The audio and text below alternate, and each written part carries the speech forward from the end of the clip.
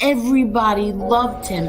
Hundreds of people would be by the courthouse, and he, put up his finger to the government, and that's it. This man is dying, and you still have him in solitary confinement. He was tied, his feet to the bed, and his hands were tied to the bed. People want to question if my father was weak or tough. He had a severe kidney infection. He was sick. He didn't get to see a doctor. By the time he got off the bus, he was covered in blood. If there was ever a time to become a rat or something, it would have been then. No, instead he fought 5 trials. Eli has never had any conversation with my father. You lie about my son? Like, this is how sick they are. I defend my family. I think I do a pretty good job of defending my family. But other people defend my family also. I don't ask them to do it, but they do.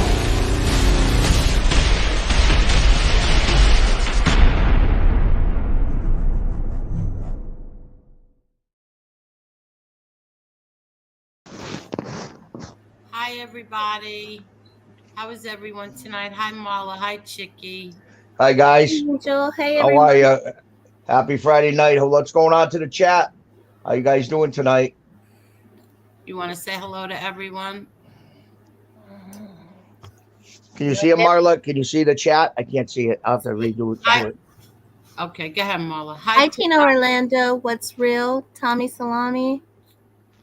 Cremel. Rob, hello. Edwin's here. Hello, Edwin. Mobland. Seymour. Oh, I'm sorry. Did I miss somebody? Yeah, don't worry. I got it. American. I'm sorry. Did I say Tina? David. Seymour. Grambino. Rob. Tim, hello. Claudio, what's real? Is it Deville? Devil? Hello. Hi, Nita. Victoria Young.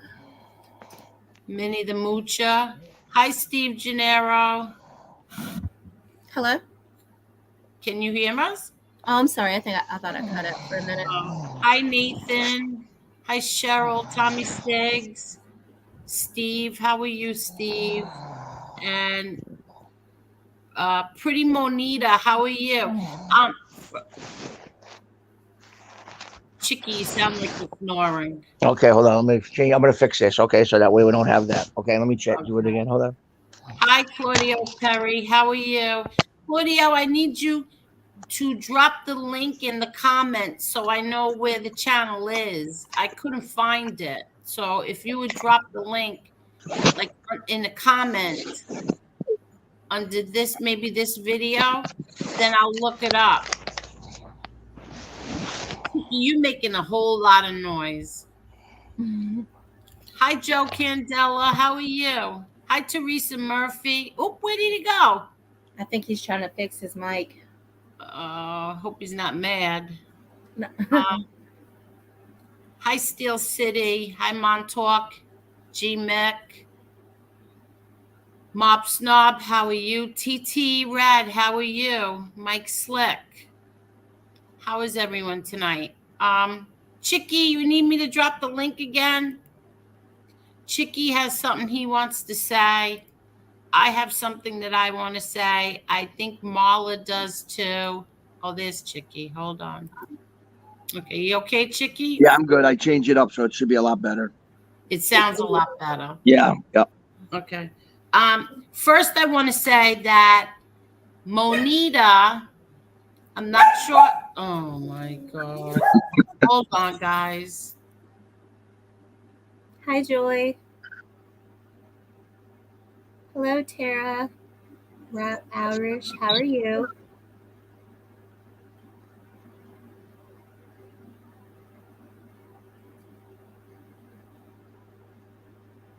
Okay, I'm sorry. Hi, Jane. Monita, I'm not sure if it was you or not, but I got a Cash App from a Monita.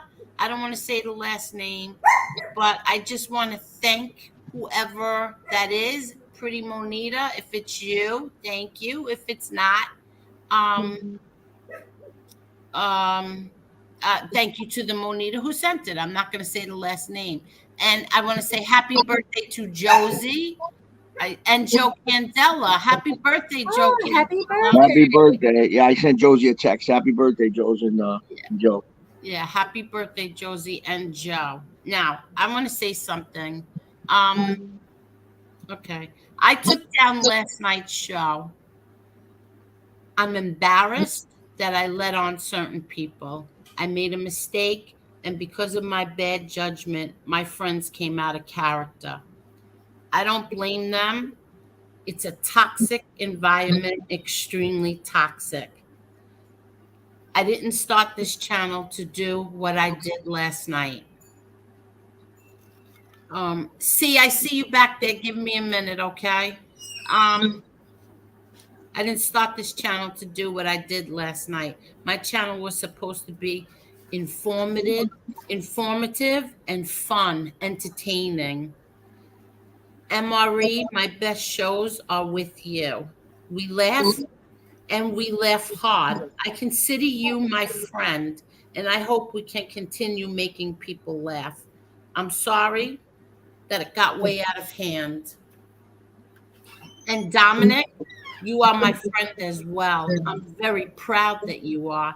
You are a class act. Anyone would be proud. What was said about your father last night was disgusting. It's always the same old crap when it comes to you and I. Attack our fathers and call them names. I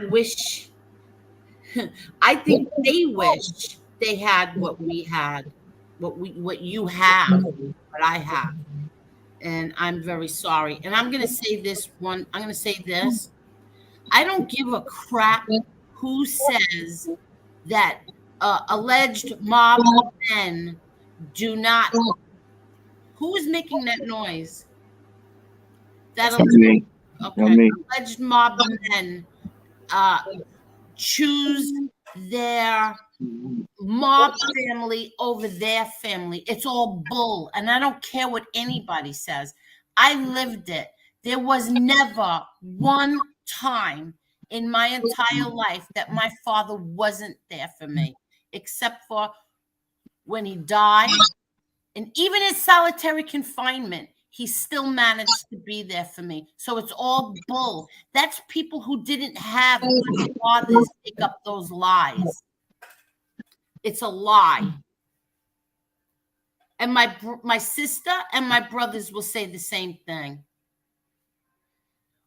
Now, Miss Marla. Yes. You defended me last night and you cursed. I apologize to you too, Chicky. I never said sorry to Chicky either. Let me finish. You don't have to. Let me finish, okay? You sent me a text this morning apologizing. I told you it was me that owed you an apology. If I didn't put you, Dominic, and MRA in that position, and Chicky also in that position, we probably would never know you even knew those words. I am truly sorry. I have to say also that I picked the best co-host ever. Thank you. I appreciate I'm it. proud of you. I am proud of you and proud to call you my friend as well. Thank you. I really felt bad, and I apologize to the chat. I didn't want you guys to think it was an empty apology that I was just saying it to be saying it. I really felt bad, and Angel, I would never do nothing to embarrass your show or embarrass you. You And didn't. I really came out of character last night. No, but you didn't. That's what I'm trying to tell you. You didn't. It's my fault I put you in that position. And I'm going to say to my subscribers, I am sorry. A lot of you were very angry. I wasn't looking at the chat last night. Too much was going on. I am done with all this FBS garbage. I've said it before, but I sincerely mean it. If one more person brings up anything about MRE, I will move you from the chat and show. I don't care who it is. I am done with it all. I stand firm on that. I am done. I made a mistake. I hope everyone forgives me for it. And I'm proud to be a member of We Push Back. Nothing and no one will ever change that. Hmm. Some people thought that I was going to be friends with FBS again. That is absolutely not true. Last night there was 490 people watching, and they were here for a freak show. I know I don't care about the views or money. I never did, and I never will. So that is it for me. I am not addressing him. I don't care what he says. I don't care what he does. I'm not addressing it anymore. This is beneath me. I was never in this kind of situation in all my life, and I don't plan on doing it now at 61 years old. And now, Chicky, I don't know if it's you or if it's Marla, but somebody is giving a loud noise. I'll go ahead. No. So, Chicky, I know you Hold on. want Let to me say hold on. Yeah, I changed it. Let me see something. See if it gets better. I'm gonna do something. I think it was Marla. Is that me? Let me see. No, it's not you. I think it's Chicky. But I have I had some. the mic off. I had the mic off just now when you said you think it was me, so I don't know if it was me. No, I didn't hear it while the mic was Okay. on. All right. I'll just keep the mic off when I'm But not talking Chicky, then. now I have something to ask you. Oh. After here last night, you went on to FBS's show. Yeah. Okay, what was that about? This is what I wanted to talk about. Okay, so I was we shut your show off. So sure, you know, with all the craziness that went on, I got a call like 5 minutes after your show, ended. That again, FBS the show. I guess he was going on. He usually don't last that long, that long of a show. But it was like 1 o'clock in the morning. And somebody called me, said, you know what? I'm not even gonna bring up his name. If it wasn't FBS. But it was another guy I know from a few years ago, and I got my own problem with him, but I'm not going to get into it. I'm not even going to give the thing today. But so they said, Chicky, they're abusing you on FBS and this certain person. So I went over to listen just to see. And sure enough, the certain guy was saying, fuck Chicky, fuck Chicky. So what I did was I went in I texted in the chat and said, fuck Chicky with all smiley faces. Like, yeah, okay, fuck Chicky. And then, of course, I'm not going to get into who the person was. It wasn't FBS. It was another one of his guests. Came out with of course they got a result to this. Lies and stupid. Throwing rocks. He wants to throw rocks at a house with 2 windows, but he won't throw. He should worry about his own house with his whole house is full of windows. But I'm not going to get into that now. I'm not even going to start the show off today like that. So he said a couple of things that really made me almost go through the phone. So I called in, I said, send me a link, but the link was already up. So I hit the link and FBS had asked the person, do you want Chicky to come on? I don't know why he asked his permission if I could come on. I was a little hurt by that, but whatever. It is what it is. And the person said, well, as long as you don't fight with me or whatever. So he let me on. He said, is this the real Chicky? I said, yeah, this is the real Chicky. I wouldn't even be calling right now, but and I wanted to address it one-on-one in front of the chat, in front of everybody.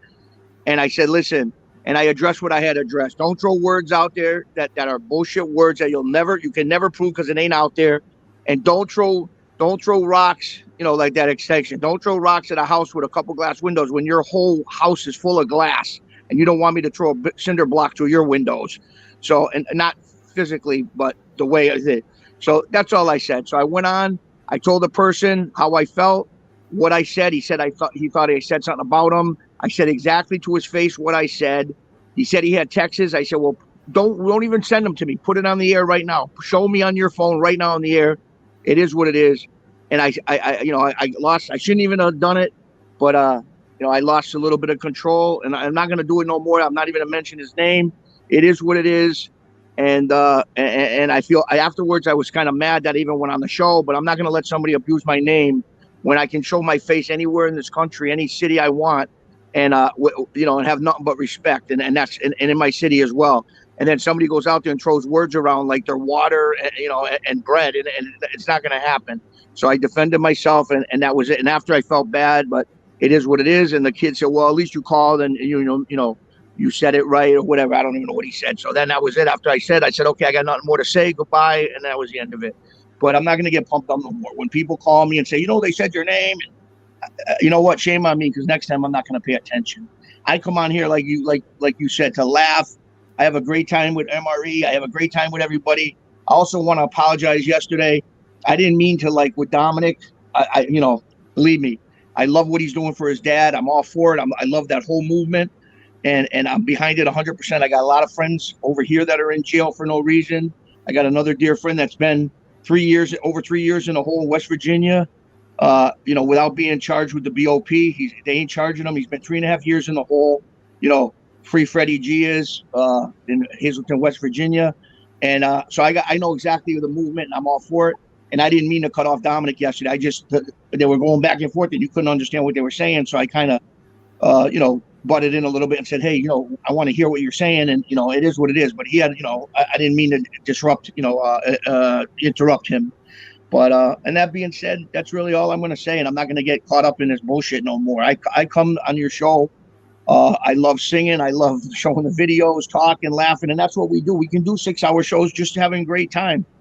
I'm going to be honest with you. Yesterday, I had probably 20 calls during the show and after. And even in the chat, like you said, Angel, I didn't see the chat either. But then I re-saw the chat today. And a lot of the chat were like, they were just, it is what it is. We had 500 people almost in the chat. But a lot of the chat were like, okay, enough is enough. They're arguing. We're, this, and when are the videos coming? So the bottom line is, I think we all got caught up yesterday. And like you said, it ain't going to happen again. And I'm all for that. So let them, if they're going to say what they got to say, let them say it. And if people want to go over there for the drama, God bless them. I just want to come on here and have fun, laugh, whatever. You got great chat. And that's really all I got to say. Okay, well, I'm going to say this. I brought him on because I wanted to know. You're so quick to call MRE a rat, my brother a rat. Everybody's a rat, but right. Papers are sealed. And I wanted to know why, but I never got an answer to that. So right. I'm done. I don't care anymore. I'm done giving him content. There's somebody sent me this today, and it's so true. Arguing with idiots is like playing chess with a pigeon. No matter how good you are, the bird is going to shit on the board and strut around like it won anyway. That's how I feel about yesterday. I'm sorry. That's how I feel about last night. Like, nobody won. Nobody gained anything. It was humiliating for me. I'm sure it was humiliating for other people. You can't. It's useless. There's no peace. There's no nothing. You just have to not give any more content to certain people. You just can't. You got to make believe like they don't exist. Like they just don't exist, and that's it. Now, Marla, did you want to say anything? No, I think we've said all that needs to be said. I'm ready to move on. I think everybody else is as well. Okay, so I think Darren says Chicky went straight at them. Oh, okay. I didn't know what that was about, but I guess now we know. Okay, let me read some of the comments. And then let's play some videos or something. Yeah. Let's have some fun. Exactly. Okay, let's see. I witnessed the whole thing. Chicky was a gentleman. Oh, okay. Hello, Michael. Hello, Angel. Hope you and your family are doing well. Thank you very much. Okay. I'm not reading the name only because Chicky doesn't want to. Right.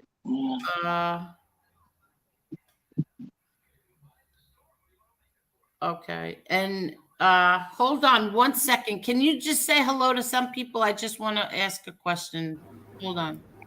Sure. Let's go up. Let's see. Nita says, and since it's Friday night, let's play a game. Right. I agree. Let's play a drinking game. Friday night, just got paid. Remember that song? I do. Federal Hill Bill. I love listening to both good Marla and not so nice Marla. Both Marlas are extremely soothing to listen to. Well, thank you. Yes. Please tell Chicky not to talk too close to the mic. He's very loud. Just saying. That was Claudio. There's Gianni, my boy. Gianni. Where's he at? Can you read that? What Gianni said? It's on the screen. I can't read it. My eyes are not that great. Scroll down.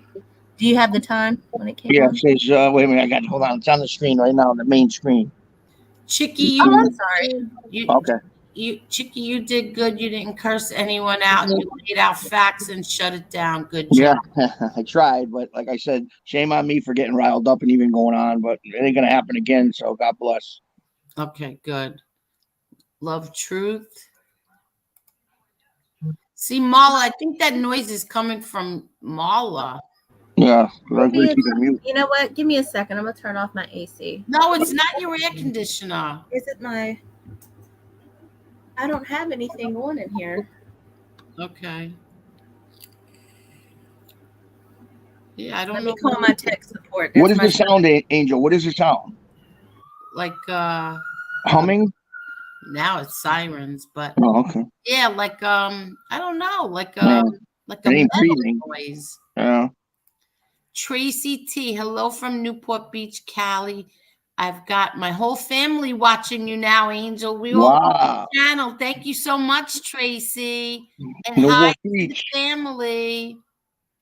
And Marion says, what happened to everyone laughing? You all come together. Let's all laugh. Exactly. That's it. We're with that. Fun. Chicky is a lot of fun. Yeah, I think it's you, Chicky, who's making all that noise. Is it me? But it's okay now. I got the phone off, so you can't hear me breathing. I got everything shut off. It's good now. And Mike Lowry says, respect, Chicky. Thank you, pal. And Mike Wall says, Angel's show is perfect the way it is. Yeah. Like, I'm still going to call out the liars when they lie. Of course. Yeah, I'm still going to do that. I'm not going to get down. I'm just not going to lose it anymore. I'm really not. I'm done with all of that. Okay, Gianni says, can we still see Chicky's mom videos? We were going to watch yesterday. Yes. We're going to see them today. We're going to show them in a bit. And here's my joy. Angel, you have a big heart. You always try to make peace, but in the end, it's not worth it. You are a beautiful person and you don't need to engage in all this BS. You're 100% right. And thank you so much, Joy. Absolutely, Joy. Hi, Joy. Happy Friday night. Hey, Joy. I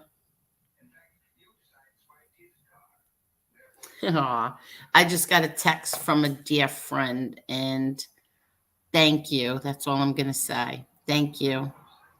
Where did everybody go? Oh. I went on mute just so okay, yeah. Vinny B insults women, mocks men in prison. Okay. That's another thing that I want to talk about. Dominic's father and 3 other men are in prison for something that they didn't do.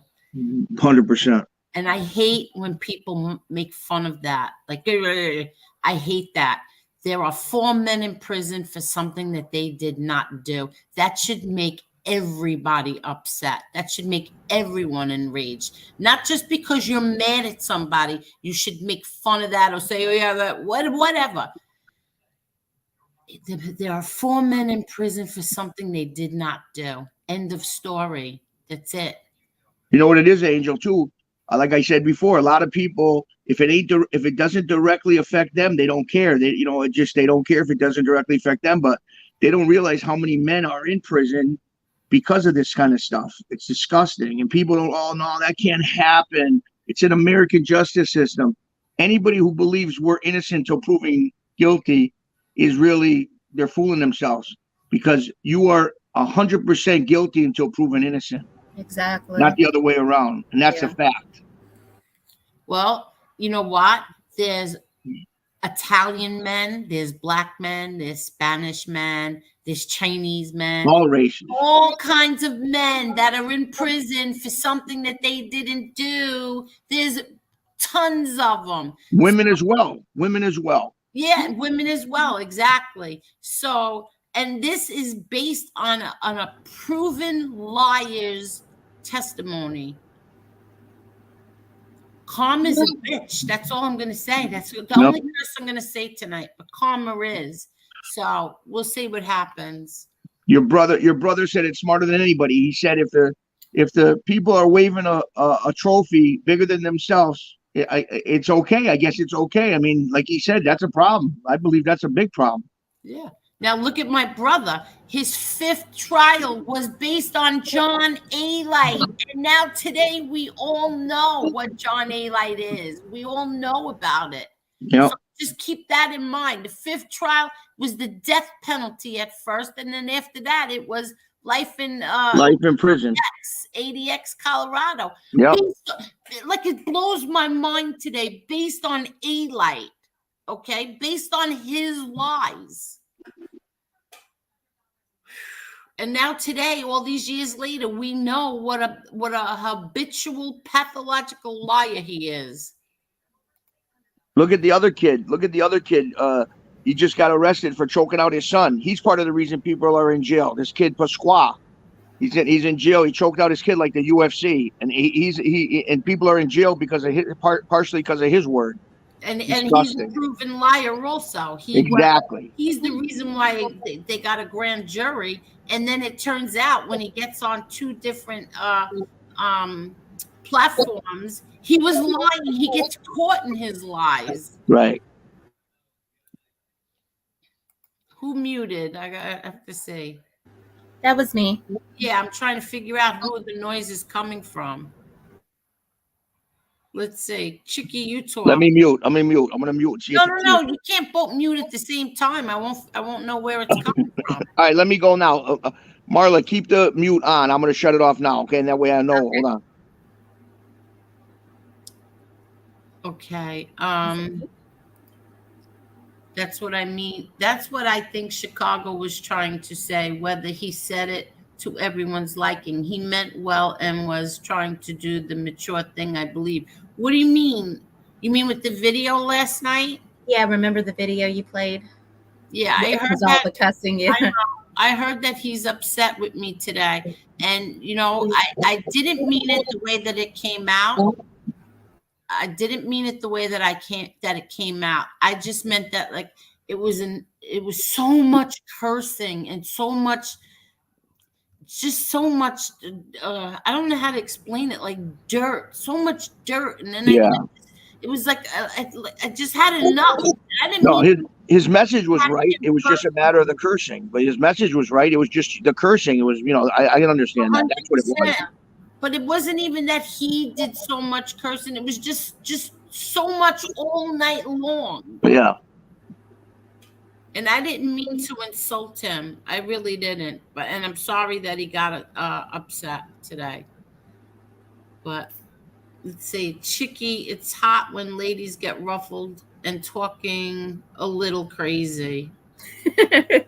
Let's see what else. Everybody's saying hello. And Claudio Perry said, hit that like button. Just saying, yes, everybody, please just hit the like button. We don't ask for any money. We just like likes, right? Exactly. Did you guys get a storm where you're at? I mean, I know you said you got one. Did you get it, Ricky?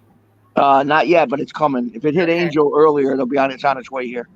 Okay. Yeah, well, that's why I had to push the show back to 8:30 because we had thunderstorms and my daughter's dogs are terrified of so I have to sit and hold them both really, really tight.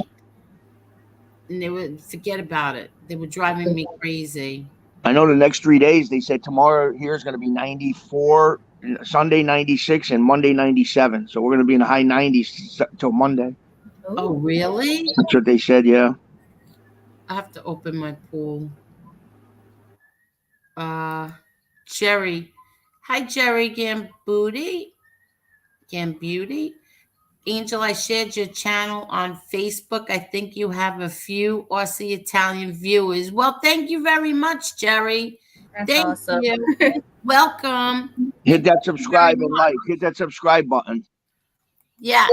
And I'm going to start sharing it as well on my Facebook and on my Instagram. I did it on Twitter, and then next I'll start with. I have to start like going back on my social media platforms, and yes, that's exactly true, and that's why part of that was my decision to take down the show. Exactly. I think that insulting Dom's father was the worst part of yesterday's video, and I agree. I 100% agree. And you're supposed, well, Steve, you're supposed to be innocent until proven guilty, but in this country, you are. You're guilty till proven innocent. Yes, you are. What else?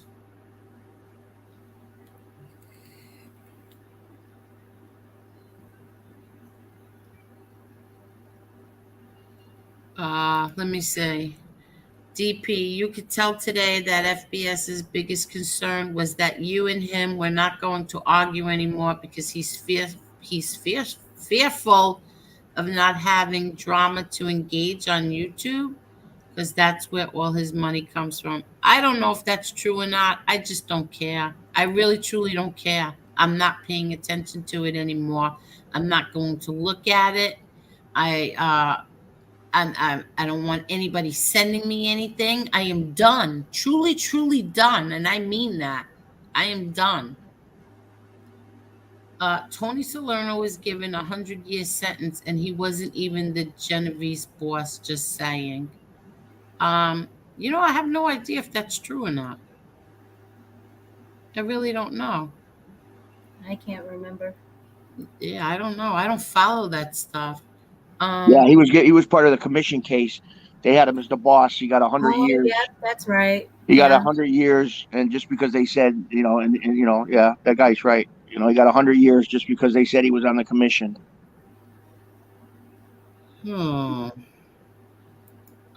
He's the one that had the cigar sticking out of his mouth, and Yeah. oh, okay. Aw. Yeah, he's the one that, remember, that's the one, the biggest footage on the internet. It's the funniest thing if you ever see it. Geraldo Rivera was big at the time. It was in 1985, and they got Tony from a social club in Harlem, and they're taking him out of the social club, and he's got the cigar in his mouth, and they got him handcuffed and he's got the fedora, like the hat cap on. And Geraldo says, "Mr. Salerno, is there anything you want to say to the whatever news? Maybe it was the Geraldo show." And he said, "Yeah, go F your mother." Oh my God. To Geraldo Rivera. Are you kidding? Yeah. He goes, "You got anything to say to Geraldo Rivera's show, Mr. Salerno?" As the old guy, they're helping him up. He's got the cane. He goes, "Yeah, go F your mother." Oh my God. I never knew that. I don't even remember that. Oh my God. I just remember that he had a cigar hanging out of his mouth, and he was he had a little cap on, like Yeah, the old Italian caps. Yeah, he looked like somebody out of the 1940s. Older guy. He was definitely a roughneck from the old school. Yeah.